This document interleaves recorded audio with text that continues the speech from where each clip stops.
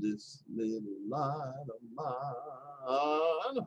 I'm gonna let it shine. Oh Lord, this little light of mine. I'm gonna let it shine. This little light of mine, Lord.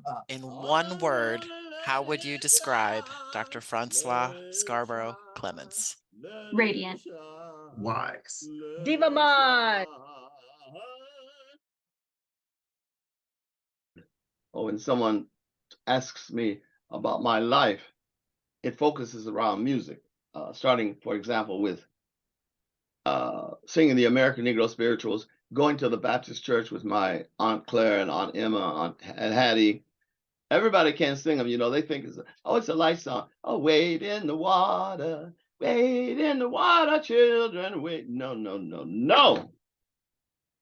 You were the first person of color to be featured on a national children's show on a regular basis. You started in the 60s. 68. So there was a lot of racial tension going on in the country at the time. All over the place. And I found out the hard way by being called the N-word and told to get the F out. I went to Fred and I said, we have got to do something.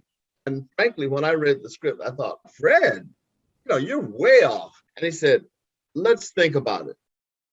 Well, Fred was talking about integration with the races, how ridiculous it was to hurt children who are playing in a municipal pool.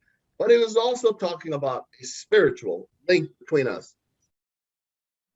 I had an obligation because there were Black and brown children who were getting a chance to benefit their self-image. That is a great compliment. I'm not complaining. But I never, ever imagined that this character would hold on to me for so long. In his hand, he's got the wind and the rain, Lord. In his hand, bless him. He anointed me by washing my feet. He didn't do it literally. He did it metaphorically, symbolically.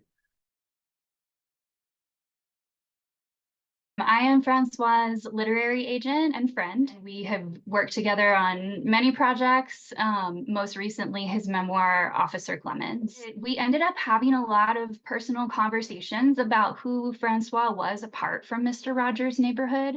It brought me a tremendous amount of notoriety.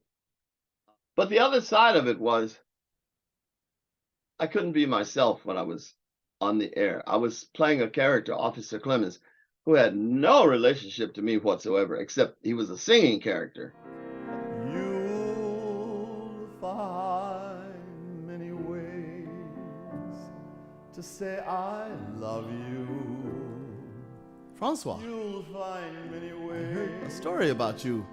Have you been going to some club downtown Pittsburgh called the Playpen? It's a gay club? I said, yeah, man, I had a wonderful time. I was up half the night. He said, you can't go there anymore.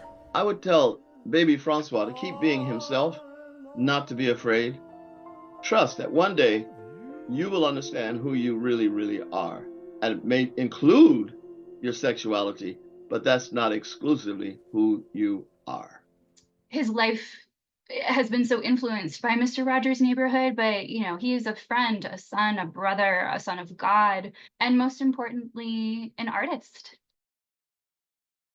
Variety is an important part of my musical nature. I love many different kinds of music. Lucky me, I got to work with him on Porgy and Bess. Porgy and Bess. Oh my God, the music. And then to hear him sing spirituals, that is a godly experience. Soon I will be done with the troubles of the world. To me, a performance has depth and some deep, rich symbolism for you to take hold of. And let's do honor to each other by being present. I have the ability to call the ancestors. When I sing a spiritual, I am tapping into that, the beauty, the overcomingness. I am a king. Soon I will be done with the troubles of the world, going home to live with God. I'm most proud of, well, probably starting the Harlem Spiritual Ensemble. Nobody was singing on a professional level like I was doing American Negro spirituals. He opened a door, in a sense, of this history that was not being taught. In the Harlem Spiritual Ensemble, we literally traveled all over the world. But now we're talking about the ways that Dr. Clemmons, François Clemmons, emerged as a well-rounded person in and of myself. The young protege is now the master teacher, and I know it. Once I moved here to Vermont, the cosmic children began to come out of the woodwork.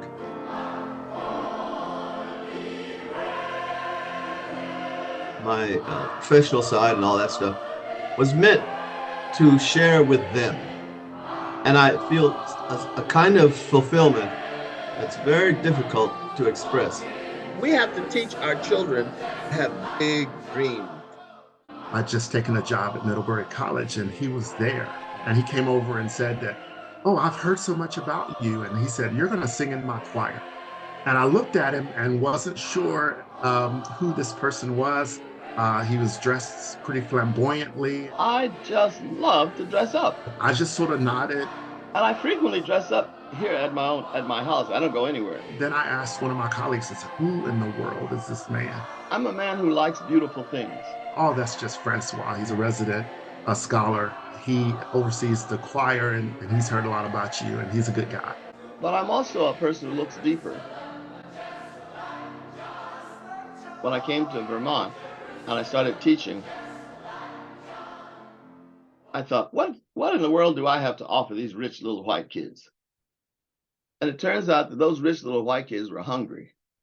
I am a natural born mentor. I learned mothering from my family. He also took in so many students, mostly international students. It felt like home to them because he didn't judge. I tell all my children that once you become a child of Diva Clemmons, you are infected forever. And the infection is you have the gift of divine unconditional love, and you must pass it on. Moving into the residence here at Otter Creek, there's a certain element of caretaker. They take care of me. I can't pretend that that's not important. And I'm finding different ways to be happy here. And in some ways, I feel like I'm introducing the people here to music they may have heard when they were young or may not have heard at all. Show must go on, you know. I think that his voice should be remembered in the world because it is just a one-of-a-kind voice and a one-of-a-kind spiritual person behind that voice. I do think that he was put on this earth to facilitate connection and bestow love on those who need it most. I think he would want to be remembered knowing that he had done everything that he could possibly do to bring joy to other people. Leaving the world just a little better than he found it.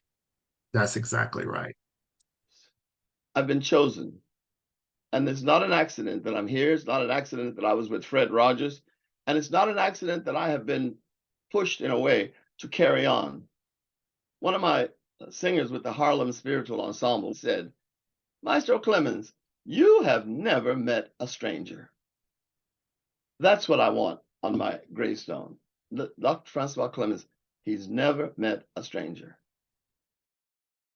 But in the spring's renewal, when the forest starts to bloom, catch the beauty of a butterfly leaving his